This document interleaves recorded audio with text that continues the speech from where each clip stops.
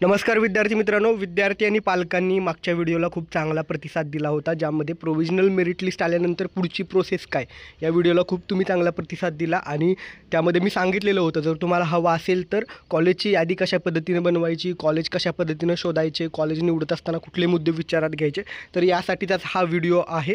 तर लक्षात घ्या विद्यार्थी मित्रांनो, कॉलेजची यादी बनवत असताना काही मुद्दे विचारात येणं गरजेचं आहे. पहिला फॅक्टर महत्त्वाचा आहे, तो म्हणजे तुम्हाला कोणत्या कॉलेजला ॲडमिशन घ्यायचं आहे ते, आणि ते कॉलेज कोणत्या एरियामध्ये आहे. म्हणजे तुम्ही राहता ते तिथं आहे कॉलेज, की तिथून खूप दूर आहे.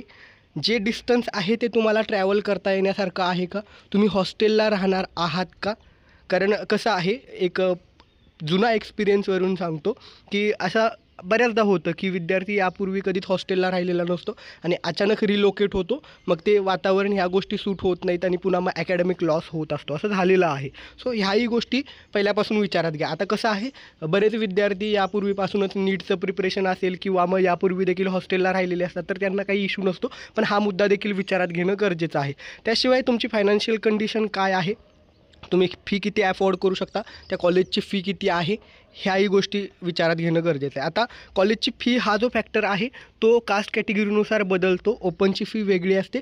ओपनचा विद्यार्थी असेल आणि त्याचं उत्पन्न 8 लाखापेक्षा कमी असेल तर त्यांना EBC सवलत, म्हणजेच त्यांची जी ट्युशन फी आहे त्याच्या 50% फी ही माफ होत असते. आणि बाकी इतर ज्या कॅटेगरी आहेत त्यांना त्यांच्या कॅटेगरीनुसार ट्युशन फीमध्ये सवलत मिळते. आणि ज्या TFWSच्या जागा असतात, मी यापूर्वी सांगितले TFWS म्हणजे काय, ट्युशन फी वेवर स्कीम, त्या जागा ह्या खूप कमी असतात. म्हणजे हार्डली 5-6 जागा असतात जेव्हा 60चा इंटेक असतो, पण त्याचं मेरिट खूप हाय लागतं. सर्व कॅटेगरीचे सर्व विद्यार्थी अप्लाय करू शकतात, पण ओपन आणि OBC आणि SEBC यांना जास्त फायदा होईल का, तर आणि खास करून मुलांना फक्त त्याचा फायदा जास्त होईल का, तर मुलांना या ठिकाणी ट्युशन फीमध्ये जास्त सवलत नाही आहे ओपन, OBC आणि SEBCच्या विद्यार्थ्यांना. बाकी इतर कॅटेगरीचे जे विद्यार्थी आहेत, मग SC ST असेल किंवा या ठिकाणी मुली सर्व कॅटेगरीमधले आहेत, त्यांना ऑलरेडी ट्युशन फी ही माफ आहे. गव्हर्नमेंटकडून त्यांची ट्युशन फी माफ आहे. त्यामुळं त्यांना TFWSच्या जास्त कॉम्पिटिशनमध्ये जाण्याची गरज नाही. त्यांना त्यांच्याच कॅटेगरीमध्ये त्यांच्यात ज्या काही जागा आहेत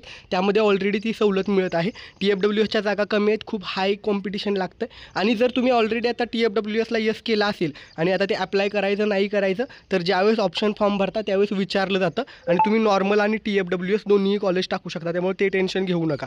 तर आता मूळ मुद्द्याकडे वळूया. कॉलेजची यादी बनवताना कुठले कुठले मुद्दे विचारात घ्यायचे, तर तुम्ही कुठे राहता, तिथून ते कॉलेज किती डिस्टन्सवरती आहे, हॉस्टेलची फॅसिलिटी अवेलेबल आहे का, आणि सगळ्यात महत्त्वाचा मुद्दा, कॉलेज किती वर्ष जुनं आहे. ओके, हा मुद्दा खूप महत्त्वाचा आहे. किमान त्या कॉलेजमधून 4 B.Pharmच्या बॅच पासआउट झालेले असणं गरजेचं आहे. म्हणजे 15 ते 16 वर्ष तरी किमान जुनं कॉलेज असणं गरजेचं आहे. आणि कॉलेज कोणत्या युनिव्हर्सिटीमध्ये आहे ते देखील पहा.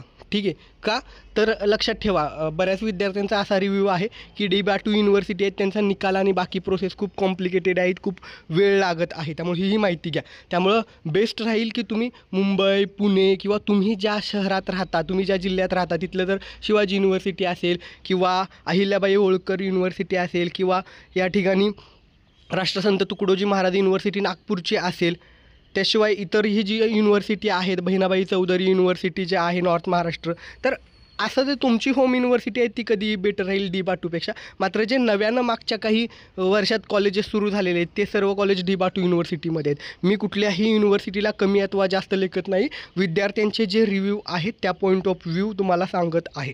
ठीक आहे. आता मग कॉलेजची यादी बनवत असताना काय करा, खूप सारे भरमसाठ 50-60 कॉलेज किंवा 30-35 कॉलेज एवढे कॉलेजची यादी बनवायची गरज नाही आहे. मोजकेच कॉलेज जिथं तुम्हाला प्रवेश घ्यायचा आहे अशी यादी बनवायची. मग ती यादी बनवताना तिथं काय काय मुद्दे विचारात घ्या, ते कॉलेज किती वर्ष जुनं आहे, शक्य झालं तर कॉलेजच्या वेबसाईटला व्हिजिट करा. आणि कॉलेजच्या वेबसाईटला व्हिजिट करण्यापेक्षा प्रत्यक्ष कॉलेजमध्ये जा किंवा त्या कॉलेजमध्ये शिकणारे जे जुने कोणी विद्यार्थी असतील तर त्यांच्याशी संपर्क केला तर तिथं फॅकल्टी कशा आहेत, इन्स्ट्रुमेंट अवेलेबल आहेत का, कसं शिकवलं जातं, ही जी गोष्ट आहे खरा रिव्ह्यू हा तिथं विद्यार्थ्यांकडून तुम्हाला मिळणार आहे. अर्थात कॉलेजची यादी बनवताना कशी बनवायची, पसंतीच्या उतरत्या क्रमाने बनवायची. म्हणजे काय, तुम्हाला सगळ्यात जास्त जे कॉलेज हवं ते पहिल्या क्रमांकाला. म्हणजे समजा एखाद्या विद्यार्थ्याला या ठिकाणी स्टर्लिंग इन्स्टिट्यूट ऑफ फार्मसी, किंवा तात्यासाहेब कोरे वारणानगर किंवा तुम्ही ज्या एरियामध्ये राहताय तिथलं जवळचं कुठलं तुमचं कॉलेज असेल ते तुम्हाला हवं आहे, जास्त करून तुम्हाला ते कॉलेज हवं आहे, तर ते कॉलेज पहिल्या क्रमांकाला हवं आहे. आता हे पहिल्या क्रमांकाचं कॉलेज नाही मिळालं तर मला दुसरं कुठलं कॉलेज हवं ते दुसऱ्या क्रमांकावरती, असं पसंतीच्या उतरत्या क्रमाने कॉलेजची यादी बनवा. म्हणजे काय आहे, तुमचं नुकसान होणार नाही. कारण नव्यानं नियम बदललेले आहेत. त्यामध्ये काय आहे, जर तुम्हाला पहिल्या पसंतीचं कॉलेज मिळालं पहिल्या यादीला, पहिल्या ऑप्शन फॉर्मला, कॅप राऊंड 1ला, तर ते घ्यावं लागतं, ॲटो फ्रीज व्हावं लागतं. आता दुसऱ्या कॅप राऊंडला मात्र कसं आहे, पहिल्या 3पैकी कुठलंही कॉलेज मिळालं तर ते घ्यावं लागणार आहे. म्हणून ते कॉलेजची यादी देताना उतरता क्रम असा ठेवा की वाईटातली वाईट परिस्थिती झाली तरी तुम्हाला ते कॉलेज घ्यायचंच आहे. बरेच विद्यार्थी काय करतात, आता कसंही डोळे झाकून कॉलेजची नावं टाकून देतात आणि नंतर म्हणतात मला हे कॉलेज नको आहे. पण तसं नाही आहे. ॲटो फ्रीज झालं तर ते कॉलेज घ्यावं लागतं, पुढच्या राऊंडला जाता येत नाही. पुन्हा सांगतो, जो बदल झालेला आहे त्याबाबतचा व्हिडिओ ऑलरेडी दिलेला आहे, डिस्क्रिप्शन बॉक्समध्ये जाऊन बघा. आणि आता थोडक्यात सांगतो काय बदल आहे. पहिल्या कॅप राऊंडला पहिलं कॉलेज मिळालं तर ॲटो फ्रीज होईल, घ्यावं लागेल. दुसऱ्या कॅप राऊंडला पहिल्या 3पैकी कुठलंही मिळालं तर ॲटो फ्रीज होईल. तिसऱ्या कॅप राऊंडला पहिल्या 6पैकी कुठलंही मिळालं तर ॲटो फ्रीज होईल. आणि चौथ्या कॅप राऊंडला मिळेल ते कॉलेज घ्यावं लागणार आहे. असा सगळा प्रकार आहे. ठीक आहे. तर जास्त लेंदी होतो आहे व्हिडिओ, मूळ मुद्द्याकडे वळूया. तर अशा पद्धतीनं पसंतीच्या उतरत्या क्रमानं तुम्हाला कॉलेजची यादी बनवायची. कॉलेज PCI अप्रूव्हल आहे का कसं समजेल, तर PCIची वेबसाईट आहे फार्मसी काउन्सिल ऑफ इंडिया. तिथं गेल्यानंतर तुम्हाला कॉलेजची यादी मिळून जाईल. शिवाय त्या कॉलेजच्या वेबसाईटला व्हिजिट करा, तिथं देखील कॉलेजचं PCI अप्रूव्हल लेटर, कॉलेज किती वर्ष जुनं आहे, एस्टॅब्लिशमेंट, हे त्या कॉलेजच्या वेबसाईटवरती तुम्हाला समजेल.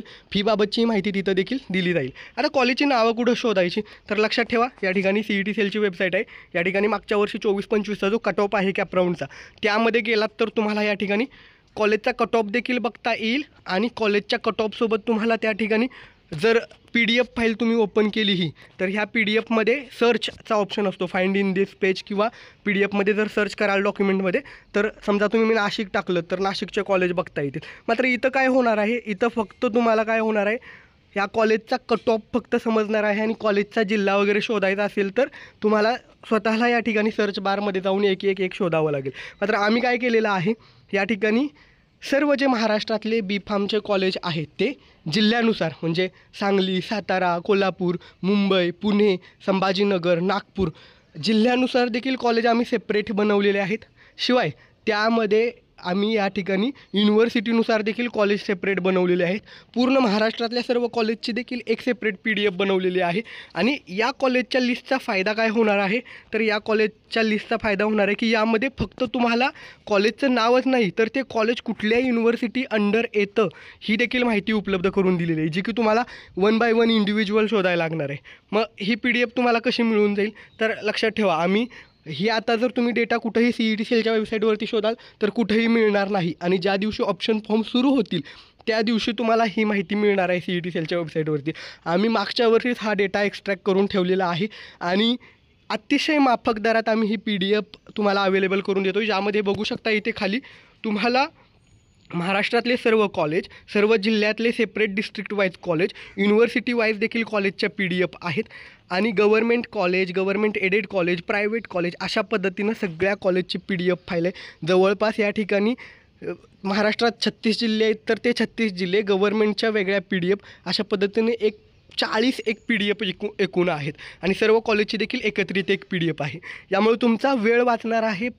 जर ही PDF तुम्ही घेतलीत तर फायदा काय होणार आहे, तर तुम्हाला त्या कट ऑफच्या PDFमध्ये एक कॉलेज शोधणं, तो कट ऑफ बघणं, मग पुन्हा त्या ठिकाणी कॉलेजच्या वेबसाईटला जाणं, ते कॉलेज कुठल्या युनिव्हर्सिटीमध्ये आहे हे करावं लागणार नाही. आणि हा डेटा इतर कुठेही अवेलेबल नाही. आम्ही जी मेहनत घेतलेली आहे त्यामुळं आम्ही हे सेपरेट एक्स्ट्रॅक्ट केलेला डेटा आहे. तुम्हाला जर हा हवा असेल तर तुम्ही या ठिकाणी खाली डिस्क्रिप्शन बॉक्समध्ये एक लिंक दिलेली आहे, महाराष्ट्र फार्मसी कॉलेज लिस्ट, तर तिथं जाऊन तुम्ही पेमेंट केलं, तुमचा ईमेल ID टाकला तर त्या ईमेल ID वरती ह्या सर्व लिस्ट आहेत त्या फॉरवर्ड केले जातील, जेणेकरून तुमचा वेळ वाचणार आहे. आता मूळ मुद्द्याकडे पुन्हा येऊया. आणि लक्षात ठेवा, फी अतिशय माफक ठेवलेली आहे, निग्लिजिबल आहे, जी कोणालाही परवडू शकते. यापूर्वीचे जे ॲडमिशन मेंबर आहेत त्यांना ऑलरेडी फ्री ऑफ कॉस्ट या PDF आम्ही दिलेल्या आहेत, ज्यांनी मेंबरशिप ऑलरेडी घेतलेली होती. पण मेंबरशिप आता फुल झालेली आहे. तुम्हाला फक्त कॉलेजची लिस्ट हवी असेल तर खाली लिंकवरती जाऊन तुम्ही परचेस करू शकता. तुम्ही पेमेंट केल्यानंतर साधारणपणे 1 ते 2 तासामध्ये पाठवलं जाईल. कारण खूप साऱ्या मुलांचं ज्यावेळेस पेमेंट येतं त्यावेळेस एक न पाठवता आम्ही बल्कमध्ये ज्यांचं पेमेंट आलेलं आहे त्यांना एकत्रित PDF फॉरवर्ड करत असतो. ठीक आहे. आता पुन्हा मूळ मुद्द्याकडे येऊया. कॉलेजला हॉस्टेल फॅसिलिटी आहे का, हे देखील मुद्दे तुम्ही बघणं गरजेचं आहे. त्याशिवाय ते कॉलेज किती वर्ष जुनं आहे तेही बघणं गरजेचं आहे. कॉलेजमध्ये लॅब, सर्व बुक्स, फॅकल्टी किती जुनी आहे, ह्या सगळे मुद्दे देखील तुम्ही विचारात घेणं गरजेचं आहे. आणि उगीचंच 50-60 कॉलेज जास्त एकत्र यादी न बनवता तुम्ही या ठिकाणी मोजके जिथं तुम्हाला ॲडमिशन घ्यायचं आहे, ज्या कॉलेजची तुम्ही माहिती काढू शकता, अशाच कॉलेजला ॲडमिशन घ्या. आणि हे सर्व मुद्दे विचारात घ्या की तुम्ही हॉस्टेलला राहू शकता का, कॉलेजची फी किती आहे, ह्या गोष्टी आताच विचारात घ्या. कारण एकदा ॲडमिशन घेतलं की पुन्हा मागे वळता येत नाही. कॉलेजमध्ये तुमचे डॉक्युमेंट जमा होतात, मग कुणाला हेल्थचा इश्यू झाला तर पुन्हा अकॅडमिक लॉस होतो. अशा गोष्टी होऊ नये. प्री एक्सपिरियन्स आहे, मागच्या 8 वर्षापासून विद्यार्थ्यांना काउन्सिलिंग करतो आहे, त्यामुळे माहीत आहे अशा इश्यू हे पुढे अराईज होत असतात. आणि म्हणून एक मोठा भाऊ म्हणून मी तुम्हाला सांगतो आहे की जे काही मी मुद्दे सांगितलेले ते आत्ताच विचारात घ्या. होप सो मी सांगितलेली माहिती आवडली असेल, कारण ही माहिती तुम्हाला इतर कोणीही सांगणार नाही आहे. कारण इतक्या खोलात जाऊन इतक्या सविस्तर कोणीही सांगत नाही. आणि राहिला प्रश्न ते कॉलेजचे PDF file me free of cost का ठेवलेले नाही आहेत, तर लक्षात ठेवा, ज्यांना खरंच गरज आहे, जेन्युइन सिरियस जे विचार करत आहेत ते PDF परचेस करतील. आणि आम्ही या ठिकाणी मागच्या वर्षी हा सगळा डेटा एक्स्ट्रॅक्ट करणं, सेपरेट PDF फाईल बनवणं, इट विल टेक टाईम. यामध्ये आमची एनर्जी देखील आम्ही आणि वेळ देखील इन्व्हेस्ट केलेला आहे. सो जर तुम्हाला त्या PDF फाईल हव्या असतील तर त्या ठिकाणी तुम्ही हे करू शकता. लिंक दिलेली आहे डिस्क्रिप्शन बॉक्समध्ये, तिथे जाऊन ती कॉलेजची जे फाईल्स आहेत त्या तुम्ही डाउनलोड करू शकता. त्यासाठी पेमेंट केल्यानंतर तुम्हाला मेलवरती PDF फाईल पाठवल्या जातील. ओके.